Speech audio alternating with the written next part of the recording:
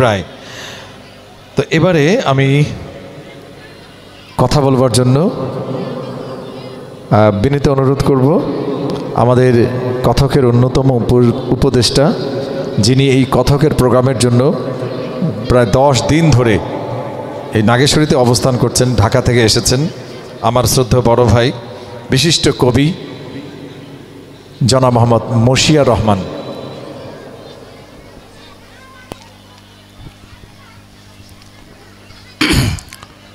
কথক আবৃত্তি সংগঠনের রজত জয়ন্তী উপলক্ষে আয়োজিত অনুষ্ঠানের সম্মানিত সভাপতি আমার শ্রদ্ধেয় বড় ভাই আলহাজ সাহিদুল ইসলাম, এই অনুষ্ঠানের উদ্বোধক আমার শিক্ষাগুরু জনাব সুব্রত ভট্টাচার্য, বিশেষ অতিথি নাগেশ্বরী থানার অফিসার ইনচার্জ এবং অন্যান্য যারা আছেন, আমার সামনে উপবিষ্ট দর্শক শ্রোতা মণ্ডলী, আসসালামু আলাইকুম। আমি খুবই অভিভূত, কারণ কবিতা শোনার জন্য এত মানুষ আমি ঢাকাতেও দেখি নাই। তো আমি কথকের ছোট্ট ছোট্ট বাচ্চাগুলো, এরা যে সুন্দর আবৃত্তি করে, এই বাচ্চাগুলোকে রেজা মাতৃস্নেহে লালন পালন করে, এটা আমাদের এলাকার গর্ব। আমি রেজাকে ধন্যবাদ জানাই, কথকের দীর্ঘায়ু কামনা করি এবং এই কথকের রজত জয়ন্তী উপলক্ষে আমি ছোট্ট একটি কবিতা, যেটা আমি আঞ্চলিক ভাষায় লিখেছি, একটু উপহার দিতে চাই। কবিতার নাম হলো টাস্কি খানুং। আমার চাচা যখন ঢাকায় যায়, মেট্রো রেল চড়বে, যায় মেট্রো রেল দেখি আসিয়া ভাইস্তের সাথে ফোনত আলাপ করবে লাগছে, মেট্রো রেল কী কী দেখিল এগুলো ফোনত আলাপ করবে লাগছে।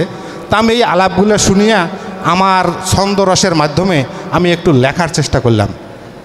চাচায় ভাইস্তাক কবা লাগছে, হাউস করিয়া সবা পোয়াক নিনুং সাতত করি, টাস্কি খানুং কিকং বাহে মেট্রো রেলত চড়ি, টাস্কি খায়া থাকনুং চায়া কিকং তোমাক বাহে, মাথা তোমার যাইবে ঘড়ি শুনলে কথা তাহে, ঠেলাঠেলি করি বাহে নামে আর যে চড়ে, কত বড় রেলগাড়িটা তাও না জাগা ধরে, মেশিনের মুখত টাকা বাহে ধন্যং এলা যেই, ফস করিয়া টাকা কোনা ভিতরিয়া ঢুকিল সেই, চট করিয়া টাকা কোনা আসিল মেশিন দিয়া, গেটত যায়া ধন্যং ঠাসি মোড়ে হাতত নিয়ে,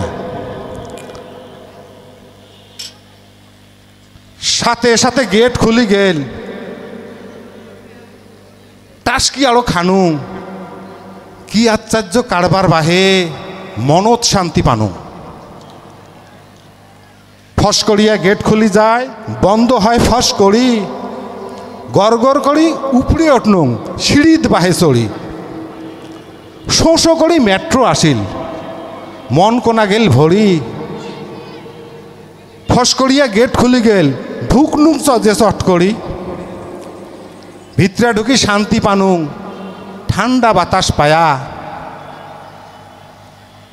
মেট্রোর ভিতর টিভি বাহে দেখনুং তাহে চায়া, টাস্কি খানুং শান্তি পানুং মেট্রো রেলত চড়ি, তোমরা যদি আইসেন বাহে মনটা যাইবে ভরি, তোমরা যদি আইসেন বাহে মনটা যাইবে ভরি। ধন্যবাদ সবাইকে, কথকের দীর্ঘায়ু কামনা করি।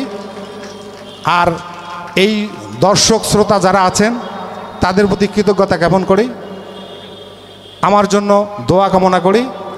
বিদায় নিচ্ছি, আসসালামু আলাইকুম।